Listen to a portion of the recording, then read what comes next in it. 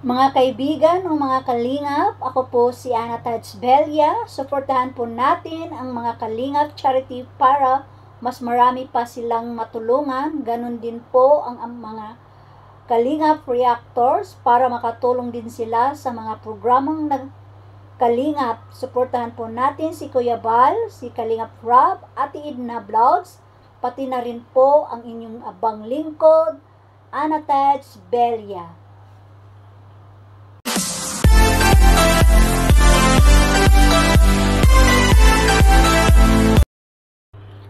Hello guys! Grabe ang hataw ni Joy sa swimming pool. Talagang hinila si Edo para lang maligo. Ayan, napatalon si Edo sa swimming pool dahil tinulak ni Joy. Grabe to si Joy. Nag-enjoy ng too much. Kaya kung sino lang mahagilap ni Joy sa swimming pool, pati ang kapatid ni Erica, si May, tinulak din niya sa swimming pool. Grabe ito si Joy. Ganun pala yan pag pag naligo si Joy, talagang nag-i-enjoy, no? Hinihila niya kung sino ang mahihila niya sa swimming pool. Napakagaling ni Joy. Kaya yun, nahulog si Edo sa swimming pool. Grabe. Napakasaya nilang naliligo sa swimming pool.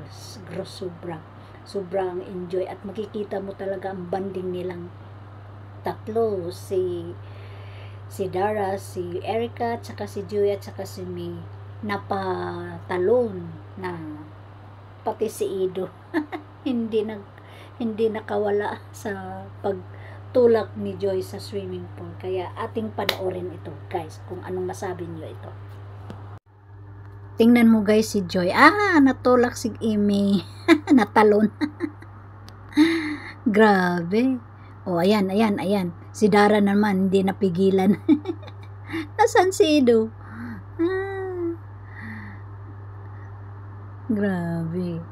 Ayun. Diba? So, nakikita nyo guys, ayan. Pakunwari hila si Joy. Ayun, pinasa yung sa cellphone. Ayan. Pong, sinabayan, tinulak si Edo. Pati si Erika, kasabwat. Wow, ang galing nila, oh.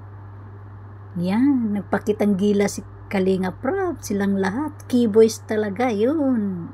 Napakaganda tingnan nila nag-swimming.